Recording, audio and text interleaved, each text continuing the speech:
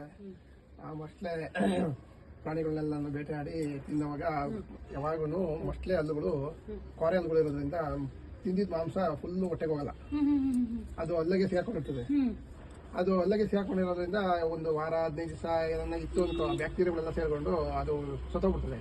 ಅದಕ್ಕೆ ಏನು ಐಡಿಯಾ ಮಾಡ್ತದೆ ಅಂದ್ರೆ ಅದು ತಿಂದಾದ್ಮೇಲೆ ಬಂದು ಆಚೆಗಡೆ ಬಾಯಿ ತಕ್ಕೊಂಡು ಕೂತಿರ್ತವೆ. ಬಾಯಿ ತಕ್ಕೊಂಡೇ ಹಿಂಗೆ ಕೂತಿದ್ದಾಗ ಆ ಪಾರಿವಾಳಗಳು ಅಕ್ಕಿಗಳು ಎಲ್ಲ ಬಂದು ಅದನ್ನ ಮಾಂಸ ಎಲ್ಲ ತಿಂದು ತಿಂದು ತಿಂದು ಅಲ್ಲಾಗಿರೋದೆಲ್ಲ ತಿಂದು ಕ್ಲೀನ್ ಮಾಡಿ ಎಲ್ಲ ಇದು ಮಾಡ್ಕೊಂಡಾಗ ಅದು ಇದು ಮಾಡ್ಕೊಂಡು ಸುಮ್ಮನೆ ಇರ್ತದೆ. ಎಲ್ಲ ಕ್ಲೀನ್ ಆಗಿತ್ತು ಅಂತ ಅದಕ್ಕೆ ಹೆಲ್ಪ್ ಆಯ್ತದೆ.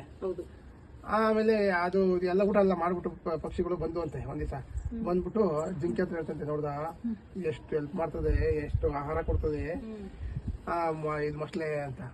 ಅದಕ್ಕೆ ಜಿಂಕೆ ಹೇಳ್ತಂತೆ, ಇಲ್ಲ ಅದು ಮೋಸ ಮಾಡ್ತಾ ಇತ್ತು ನಮ್ಮನ್ನ, ಏನು ಮೋಸ ಮಾಡ್ತಾ ಇಲ್ಲ ಅಂತ ಎಷ್ಟು ಹೇಳಿದ್ರು ಕೇಳ್ತಾ ಇಲ್ಲ.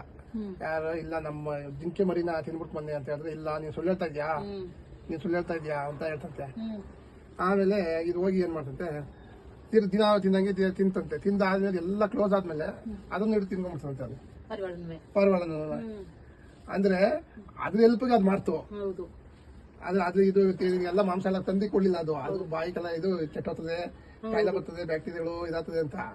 ಹಂಗೆ ಒಬ್ಬರಿಗೆ ಹೆಲ್ಪ್ ಆಯ್ತು ಅಂದ್ರೆ ಅವ್ರಿಗೆ ಹೆಲ್ಪ್ ಆಯ್ತು ಅಂದ್ರೆ ಇನ್ನೊಬ್ರಿಗೆ ಹೆಲ್ಪ್ ಆಯ್ತು ಅಂತ ನಂಬಬಾರ್ದು ಒಬ್ಬರನ್ನ.